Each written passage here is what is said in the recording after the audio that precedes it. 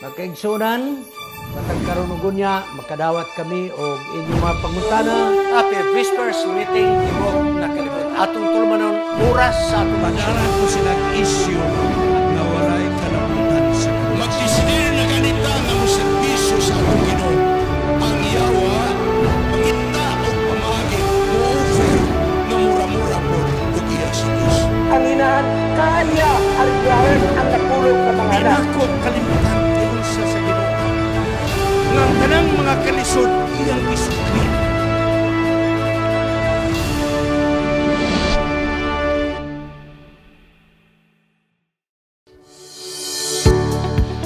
Ayaw kalimot. Kung gusto ka mo suportar sa atong ACS Media Ministry, pagkuha mo og kopya nini. The Until Preacher. Biographical, inspirational, and motivational. Kuha mo ni ini nga kopya. Garantiya, iuli ang kwarta kung di mo makaangay. Pero kung mag-uli mo sa kwarta, kamo yung personal mo aris Cagayan de Oro City. Di ko gusto nga ipadala ninyo sa courier. Kamo yun ang mo rin. So, seryoso nga paagi. Di mo magmahay sa pagbato ni nga libro. Makita ni mo ang kamot sa Diyos nga nagagiya siyang anak. Ug ang usab nga paagi. Nga kamo usab makasuportar sa atong media ministry. Pagkuha usab mo ni ining Happy Family DVD. Nga kini aron inyong masabtan at kung gisumpay ang doktrina sa matag isyo sa family. So kini mga kaigsunan, 18 ka family problems, 18 ka family issues, o kada family issue gisumpayan og muhaom nga doktrina. So niya ay 18 ka doktrina usab mga kaigsunan. Og ang sunod mga kaigsunan, aron do na mo'y compilation kanang wa mo'y access sa YouTube. DVD na lang. Ang device service nga wali akong gi-compile mga kaigsunan. Niya din Og ang katapusan nga gusto ni promote mo ang hermeneutics. Naitay hermeneutics diha sa atong YouTube. Pero mas kumplito ni, mga kaigsunan. Kuha mo nini, tutulo, ug asa inyong gusto. Apan akong balikod. Sa matagkuha ninyo ni ining materials, gikan sa ACS Media Ministry, kamo nakasuportar sa buhat sa Ginoo. Salamat.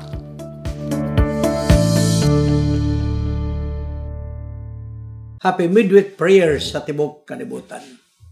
Ang atong ACS Media Ministry, Cagayan City, makigkaumang kaninyong pipila ka mga gutlo alang sa atong tulumanon oras sa atong leksyon. Mao kining panahon nga atong paghisgutan, atong isaysay ang nahanay nga lesson topic gikan sa General Conference Sabbath School Department. Sa pagsugod, magampo kita. Gamhanan nga Diyos nga nagbuhat sa tibok universo sa tarang butang nga niya ni ini. Salamat nga ikaw, mahigugmaon, maluluyon, o mapinasayloon. Salamat sa dugo ni Hesus sa Kalbaryo sa krus, naghugas among mga sala, karon imo na kaming mga pinasaylo. O balang Espiritu pasabtag kami sa imong mga pulong. Mupuyo ikaw sa among kinabuhi. Aron nga kami imo magiyahan sa mataglakang sa among pagkinabuhi adlaw-adlaw. Kining tanan among pagdawaton sa ngalan ni Jesus manluluwas. Amen. Ang atong leksyon karong nga kaigsunan, tagahiskot sa pagbarog sa kamatuoran. Ikaapat na kining leksyon ni ining ikaduha nga trimestre. Pagbarog sa kamatuoran. Ang usa ka version ng ingon, pagbarog nga maligoon sa kamatuoran sa balaang kasulatan. Maumaura na sila. Ang pagbarog sa kamatuoran. Igsoon, dili masayon mo barog sa kamatuoran. Ang mahitabo ana, minority ka. So, ang teksto din nag-ingon sa Juan 3:14-15. o gialsa ni Moses ang halas sa disyerto sa maong pagkaagi. Ang anak sa Dios kinahanglan usab nga igatuboy ug unya ang matag usa nga motuo may kinabuhi nga walay katapusan diha kaniya. Ato ra nang hatag background nganong naingon man ini. Nga dunay kinulit carving nga halas nga bronze nga gibutang sa sungkit dayong gialsa sa gituboy ug ang mga tawo mutan-aw ug dili na sila mga matay sa mga hampak pinaagi sa mga malala nga mga halas. Ato ra nang explain nganong naingon ana. Sa panahon sa pagsulat sa Balang Kasulatan, dire na dapit sa pinadayag. Ang iglesia sa Smyrna, tipik og kabahin karon sa bag-o nga nasod, Turkey. Nga na siya sa tumoy mga kaigsonan sa Izmir. Diya, gisulat ni Apostol Pablo, ang may tungod sa pinadayag nga nagsaysay sa mga iglesia diyan ang dapita. Ang Smyrna na adtong panahon na, adunay 100,000 o sa kagatos kalibo ka mga tao nga nagpuyo sa mong syudad. Niadtong 1 hangtod sa uskagatos nga mga tuig o uskagatos hangtod sa 200 ka mga tuig. 200 years. Mao kini ang syudad nga mayo ang negosyo, Smyrna. Sa pian nga syudad, ang mga tao lunod patay sa emperador sa Roma. Loyal sa emperador sa Roma. Unya matag tuig ang leader sa syudad nagasugo sa mga tao nga maghalad og sinunog nga insinso nga adunay pahumot alang sa mga Diyos sa mga taga-Roma. Mga Diyos-Diyos. Sa tuig 200, adunay usa ka Kristohanon nga leader nga produkto kini sa mga apostoles. Ang mga apostoles may tinunan. So usa sa mga tinunan niini mga kaigsunan si Polycarp. Si Polycarp mga kaigsunan gisunog. Gisunog tungod kay wala gyud muyukbo sa gahom sa Roma sa pag halad sa insenso ngadto sa Diyos. Apan, niini nga pamaagi mga kaigsunan, gihatagag kondisyon si Polycarp. Og nagingon kung imong isalikway ang imong pagtulunan karon, dili ka na mo patyon. Kung imong dauton ang imong musurrender ka mo yung ka, dili mayo ning akong pagtulunan, dili ka patyon. Apareya ang sinulat ni Polycarp. Matod pa niya. Gisulat kini igsoon. Apan, mo ni ang iyang gisulti sa mga leader sa ginharian. Nagalagad ako kang Ginoos sa milabay nga 86 ka mga tuig. Wala gyud siya magbuhat og di maayo nganhi kanako. Unsaon man ako pagsulti sa dautan. Batok sa akong hari nga nagluwas na ako. Buti pa sabot dili kong musalikway sa akong pagtulunan. Kaniadto mga kaigsunan, mga lalaki, mga babae, batan-on ug mga tigulang, andam na ilang ihatag ang ilang kinabuhi. Basta di lang yun sila muyukbo sa mga Diyos. Andam sila nga mamatay tungod og alang sa ilang pagtuo kang Ginoos. Kini nga mga sugilanon nga nangamatay ang mga Kristiyanon sa anong panahon, naghatag kini og paglaom kanato og kaisog nga kita usab dili kita muyukbo sa mga leader sa kalibutan kung ang isyu may tungod sa pagsimba. Si Satanas masuko kung ang mga katawhan loyal ngadto sa Dios. Busa magsugo ang yawa sa pundok sa mga tao pag-atake sa mga katawhan sa Diyos. Si Daniel sa iyang matagnaon nga mga tinanawan. Layo pa ang panghitabo, iya nang gitagna. Nga adunay gahom. Adunay gahom nga makig-away batok sa mga katawan sa Dios. Daniel 7:21. O nga sila pagkasakiton o pagabakyon. Daniel 7:25. Nakita na din Daniel. O kadang nga gahom mo ang papado sa Roma. Si Apostol Juan siyang sinulat sa pinadayag ni adtong panahon na. Ang iglesia nagtago-tago sa kamingawan sa panahon ni John. Gani siya gidako. Busang iglesia igsoon ilang nga pundar kauban sa mga apostolis nagtago-tago tungod sa lutos. Apan ang Dios wala magpasagad sa iyang pundok. Pinadayag 12:14, pinadayag 12:6. Gibantayan sa Dios ang iyang mga katawhan nga nagtago-tago. Kay mga kaigsuonan, kining babae sa pinadayag 12, nagsimbolo sa iglesia nga iya sa Dios. Milayas paingon sa kamingawan, sa dapit nagiandam sa Dios alang ni ining mga katawhan sa iyang iglesia. Giunsa man kini pag-amuma sa Dios ang iyang iglesia. Mga kaigsuonan, pinaagi sa pulong sa Dios sila napaligon nga bisan sila nagtago-tago.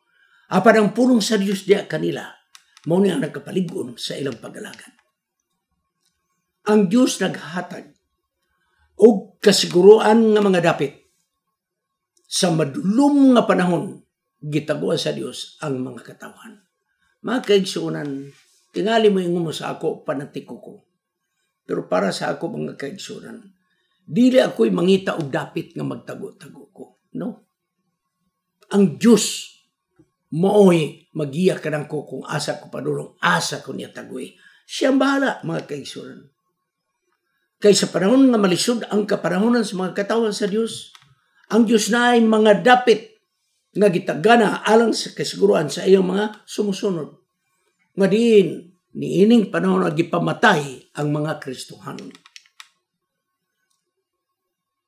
Abi ni mong pila katuig, ang pagtago-tago sa mga katawan sa Diyos, 1,260 ka mga tuig. Pinadayag 12:6. Tulog katuig ug tunga. Og sa pinadayag 12:14, nagahisgot igsuon sa tulo ug tunga ka mga tuig. Nga mao ra gyapon na kung atong kitahon. Pananglit. Kung ato karang kwintaon sa mathematics, ang tulo ug tunga ka mga tuig, i-multiply na to sa 360 ka mga adlaw sa Jewish calendar. Mututal ka na og 1,260 ka mga tuig. Mao kini ang pagtago-tago sa mga katawo sa Dios. Kapiglibo katuig, mga kaigsuonan.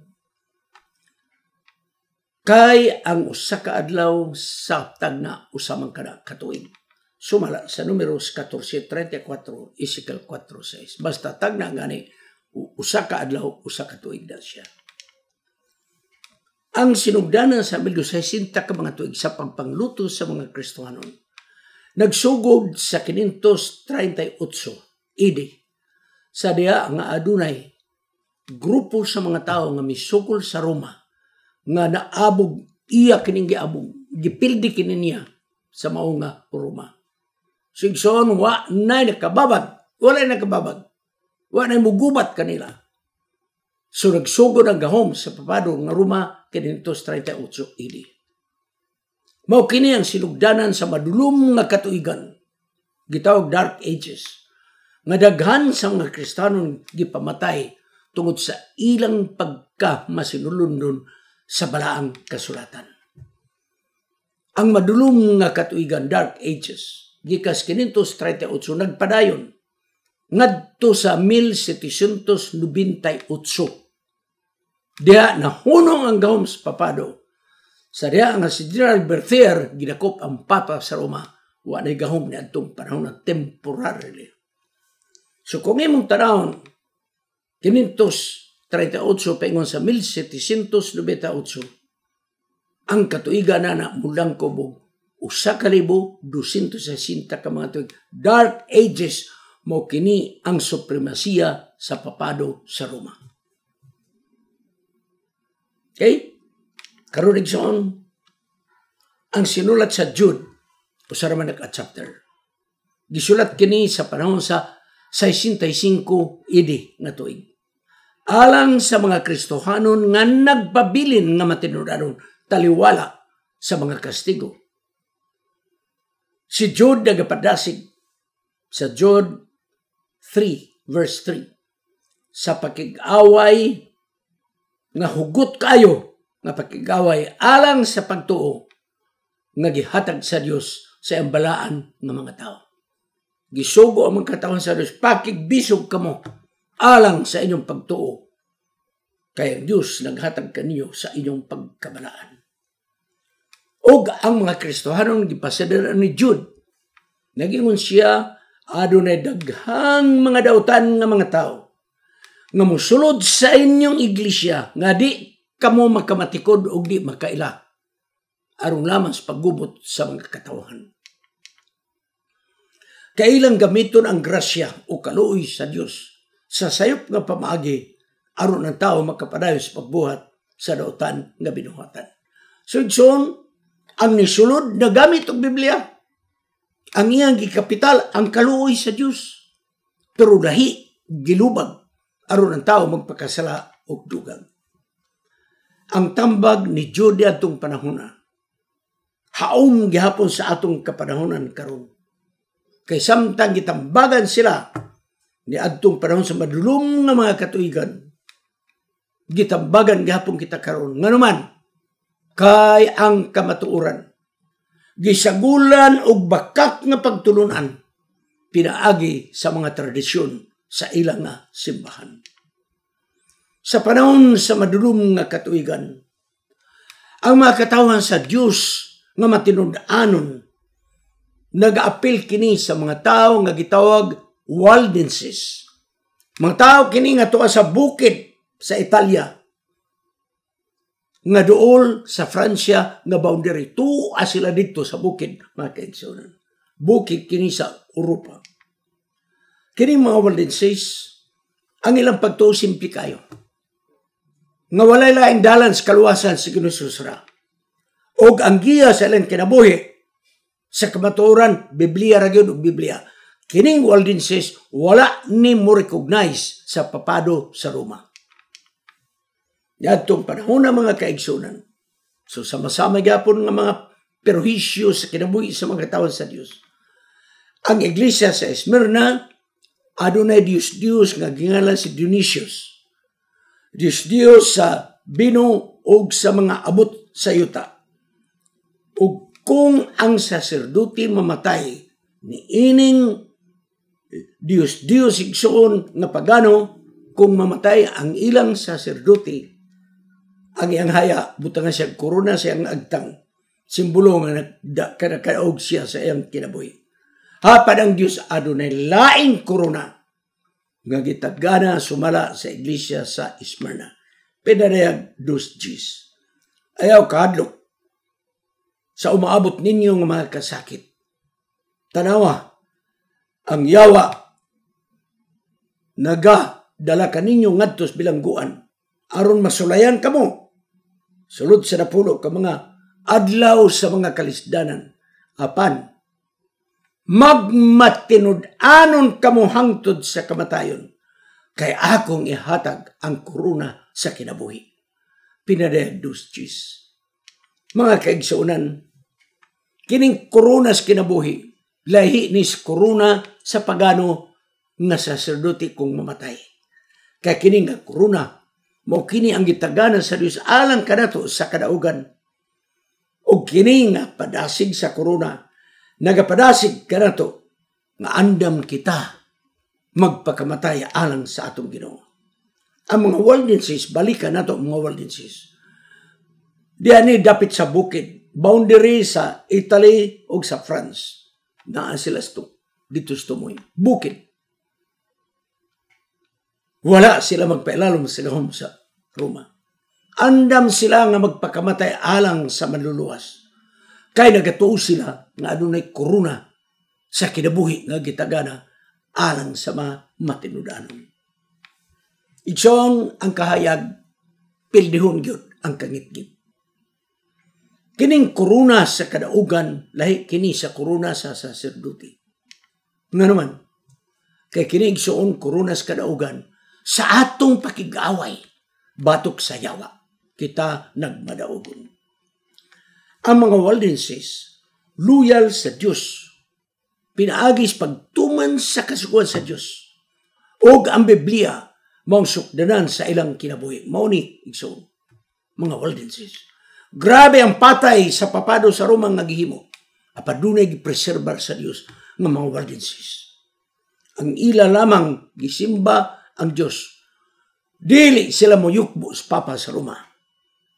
Ug ang sugilano ni ini mga kaigsoon hangtod karon naghatag kanatog kadasig giun sa pagbarog sa mga Waldenses sa panahon sa ilang kalistanan. Ang Waldenses kauban ni Apostol Pedro makaingon sumalas sa gisulat ni Apostol Pedro sa buhat 5:29. Palabihon namo nga sundon ang Dios kaysa tao. Willing nga mudawat sa mga kasakit basta Dios ang unahon. Ang mga Waldenses nakasabot usab sa gisulat ni Apostol Pablo sa Efeso 6:10 nga nagyon. Nga ang Dios maghimo ka, maghatag ka natog kaligon. Musalig lamang kita sa iyang gahom. Maura gyud ato na diha mga kaigsoon. Musalig lang ta sa iyang gahom.